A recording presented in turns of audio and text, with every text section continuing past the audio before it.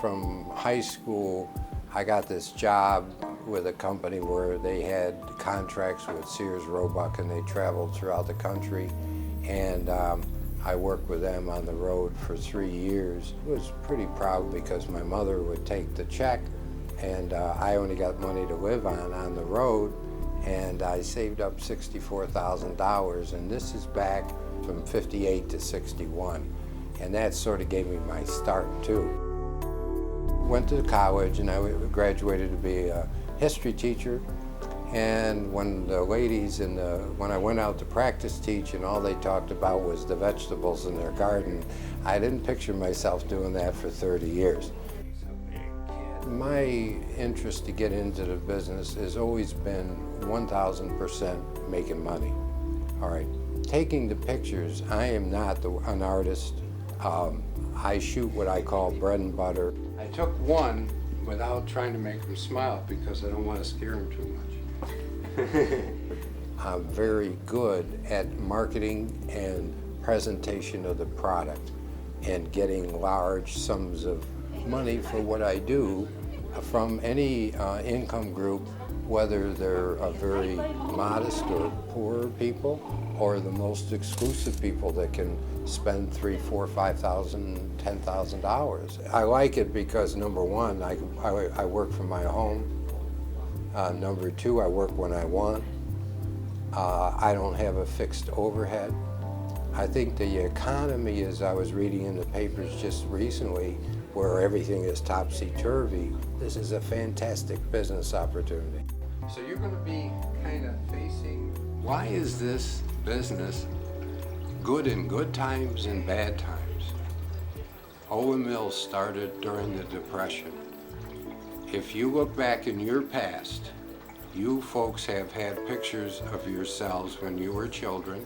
You've had family groups, and no matter what your economic strata has been, pictures are taken because time, it freezes time. It's a small luxury, but it's invaluable. When there's a fire in a home, what is the first thing people take out? Their pictures, because they can't be replaced. The main thing that makes it work, there's no emotion in humankind stronger than the love of the mother for that baby. And we have captured it. The times have changed. We go to their home. We go to locations where it's comfortable for them. The beautiful part is, I don't pay any rent. I think you need to keep in mind that if you think that you're going to be an artist and the world is going to be the path to your door, don't deal with me. You're in the wrong world. I'm motivated basically on making money. I provide a great product and people love it and I like doing it, but my main motivation is to make $1. So you must become proficient at marketing and sales. If you think you're above that, don't sign up with me. This is not a system where we're going to talk about artistic things all day long. I shoot basic bread and butter. I package it and market it better than anybody. And that's why I make what I make. If you have the right frame of mind, you don't need to have any tech. I hate mechanical things. I hate technical things. I'm not good at it. I don't like it. But I know this because it puts money in my pocket, and it's not super complicated.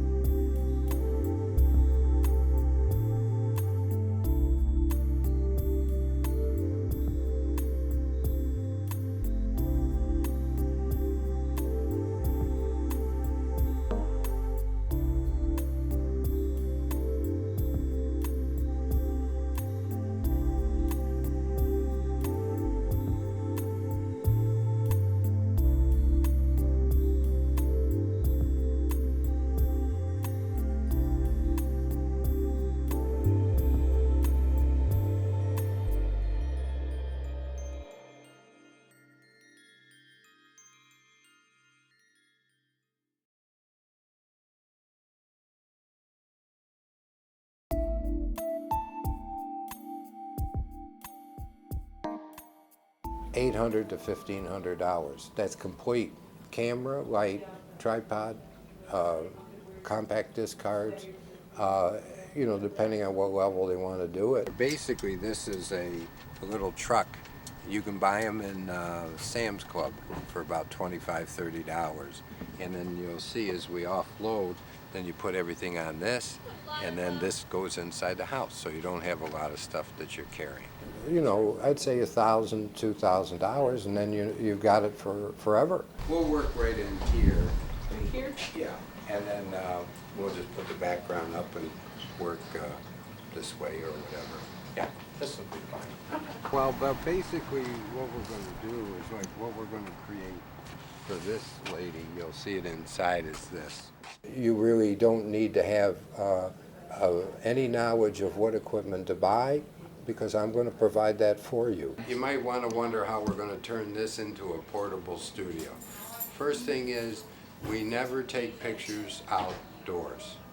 We only deal inside, where we can create a studio, a predictable product, because the only way we get really good prices on our finishing, it has to be absolutely, the lighting has to be consistent. So this is why we work indoors. We do not work outdoors. Rule number one. The pop-open background, which you see how easy it is to use, is 5x7. Now I do have some in bigger sizes in case I know I'm going to photograph a big family. These you can buy at Sam's Club. They were what, about $25? These are light stands. Very light, as you can see, and portable. And they go up like this.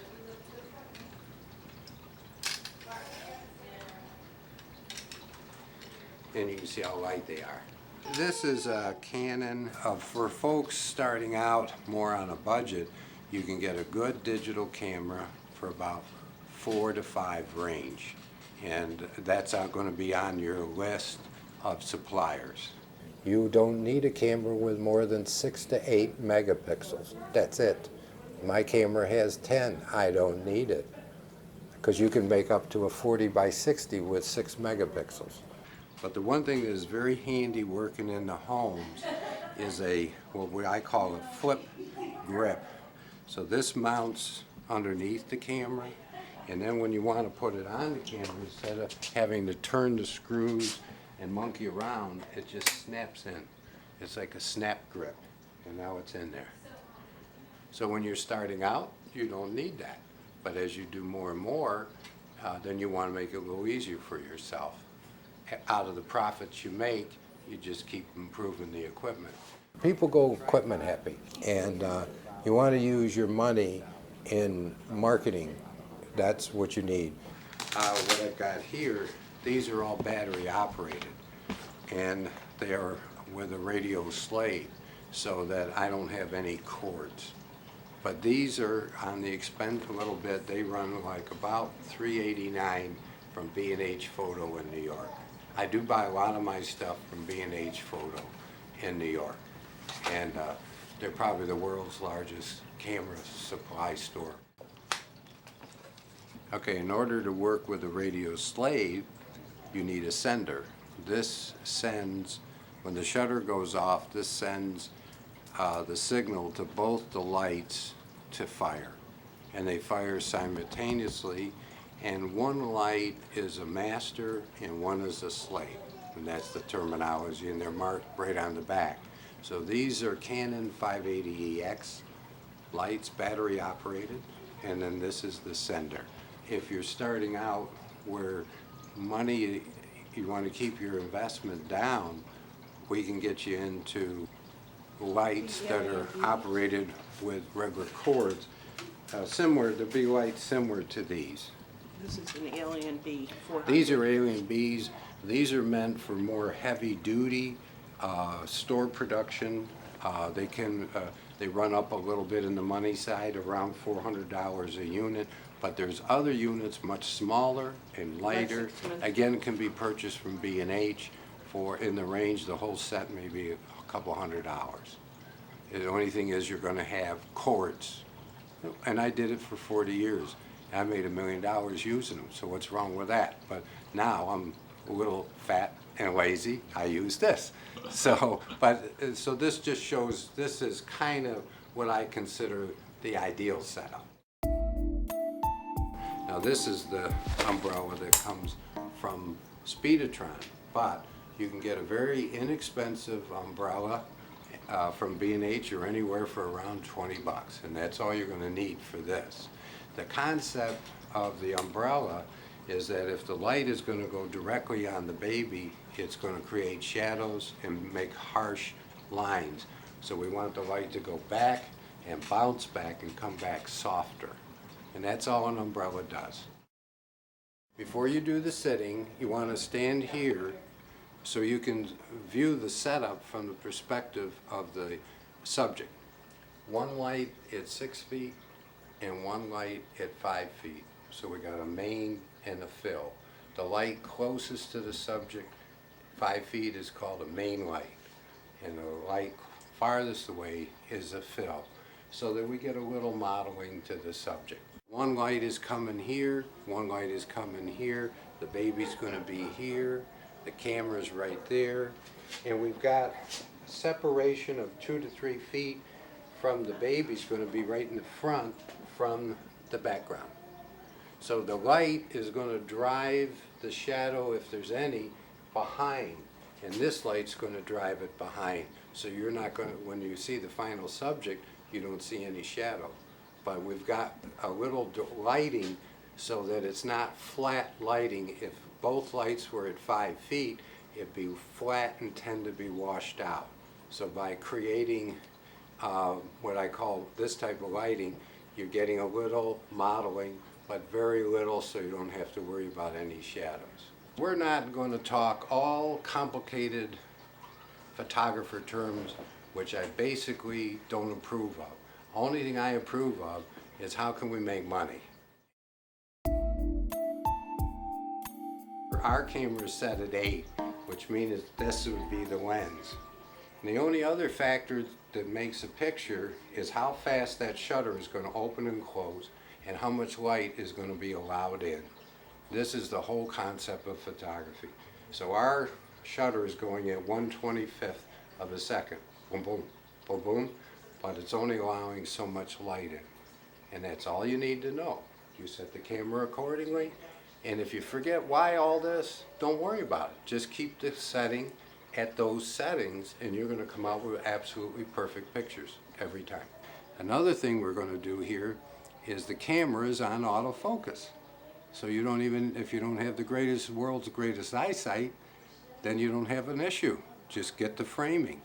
When you frame the picture, do not frame the subject too tight, because then there's no room for latitude. So we're going to frame with a nice area of forgiveness, I call it. And when we put it in and upload it to the plant, then we'll be able to crop it and center it the way we want to do. If you crop it too close in the camera, there's no room to work. What I'm looking to achieve, and what I do achieve, is a wow factor. When I come back and show husband and wife the pictures of the family or the kids or the baby, the first reaction I'm going to get is, when I turn these pictures around, is wow. The minute they say wow, the order's taken. Now this, folks, is a special frames that are through a unique factory that I'm connected with, and I've been with this factory over 30 years. The picture is only a 10 by 13, but we've fixed it up this way. It looks like bigger than a 16 by 20. This is solid wood, and this is a very unique mat that we have.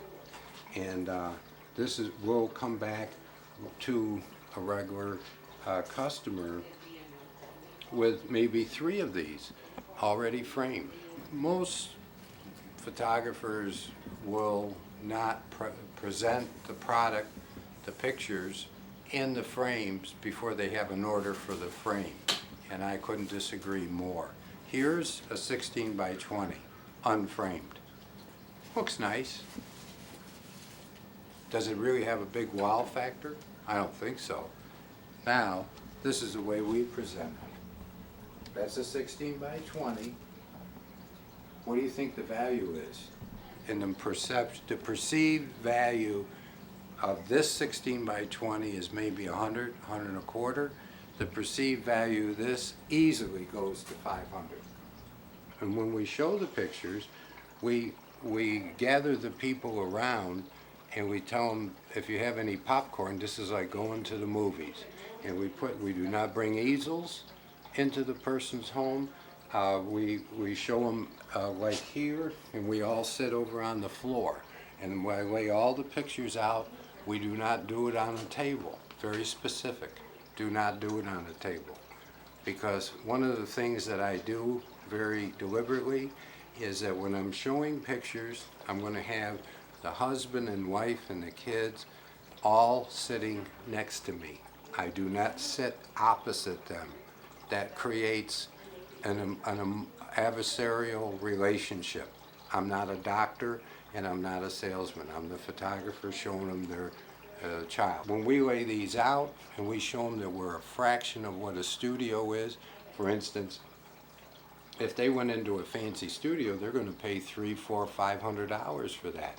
We're going to give them 3 of those, especially if it's a family group. It could be the family, and then mom and dad, and then the kids, and then we're going to give them 7, about 12 to 15 8 by 10 units, either 8 by 10s printed full, or a 8 by 10 that has a 5 by 7 and 4 wallets on it, which gives them the 5 by 7s and wallets. And we'll build them, show them, say, if you went to a regular studio, this is $1,200, $1,500. Now, don't have a heart attack.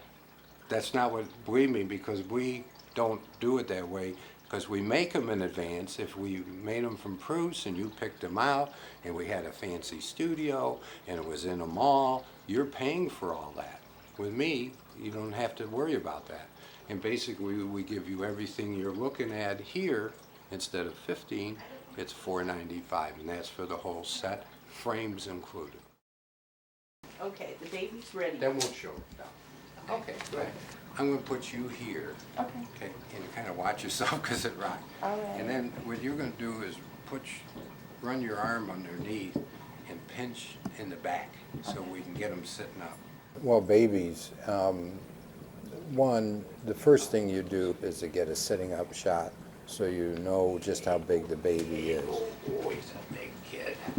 Second, you get a pillow and turn the pillow over, and then you get the baby centered, you know, where she's got something to brace onto. And then you take the picture with a blanket going over, a picture like this, a picture like that, or whatever. Every shot that you can, make variety.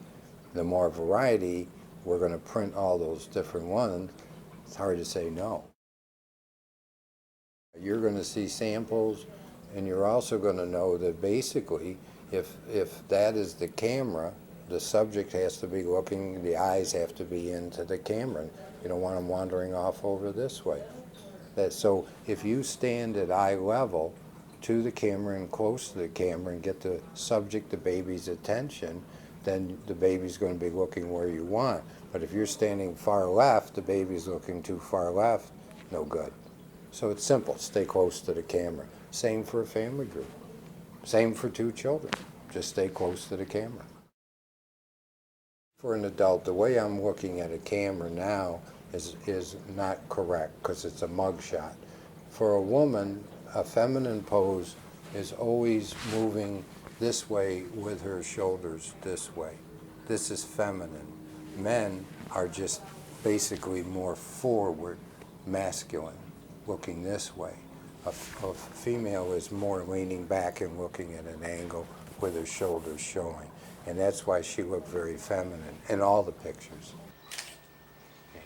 And now, folks, we're going to take the one for her husband. Oh, boy. Take it off. All right. Now, turn this way. Okay. And what you're going to do is bring your chin right into your shoulder. And look right at the camera and Okay. think of saying, "Hi there, big boy." That's good. You got it. That's the look right there. Perfect. A little more, just keep your lips just touching Okay. and bring the tilt more dramatic. Look. And yeah, that's good. Good. Want to see it? Sure. Aw. How's that? Yeah, I like that. He'll like it. Now, as you can see, the whole sitting took a minute, and it's all done. Because the longer you make a sitting the subject, the longer the baby, the longer the kids, the longer the family, the more uncomfortable you're becoming. The quicker, the better. This is what I call pre-sell and bonding. Okay, there's absolute magic to the systems that I use, and these systems will work with anyone. Now, the first thing is that Anna is now not a number to me. Anna and Anthony are people, and and Martha will mark down because of my age. I don't have the world's greatest memory, so she will mark down Anthony and his age.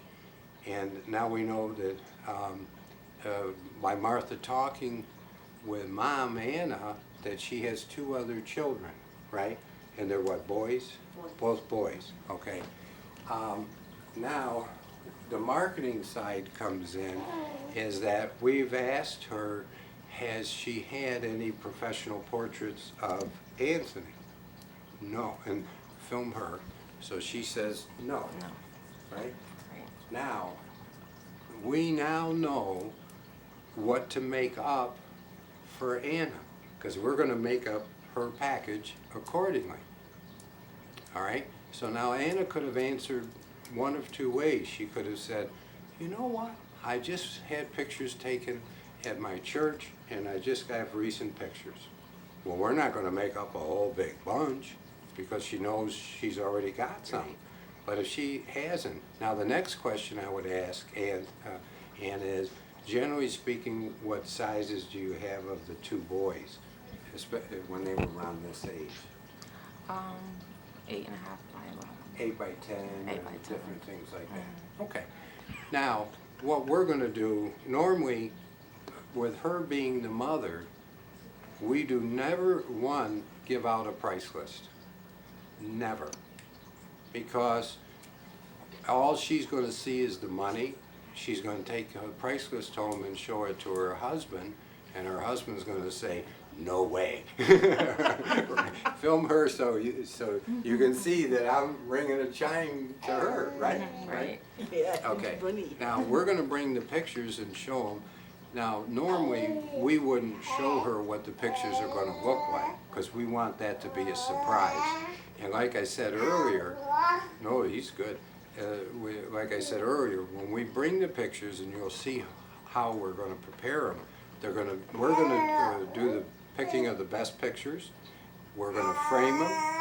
We're going to make them. And what we're looking for is when you look at the pictures, is that you're going to go, wow. You know, you're going to be flipped out over. And then from there, the magic happens because that's her baby, and the husband is there, and everything the sale will take care of itself. Do we have any guarantee that Anna's going to like the pictures? That Anna's going to buy the pictures? Absolutely not. But statistics of 50 years show that 93% of everybody we photograph is going to buy extra pictures. If that isn't good enough, what more do I need? Okay, so if you're, like we said earlier, if you're running a traditional studio and you're giving her a price list, or if you want a deposit, you know, film Anna, because she's agreeing with this, right? And they said, well, you got to make a deposit, Anna, and this is the price list. You're going, I don't think so. No, all you're seeing is money, money, money, money. But when you see the Anthony's pictures, the desire is there, and the money is still an issue, but it isn't a main issue. And now it's called, I'm gonna get it, and that's the way it is, so. But the bonding, if she comes into a central location, Martha's fabulous. She is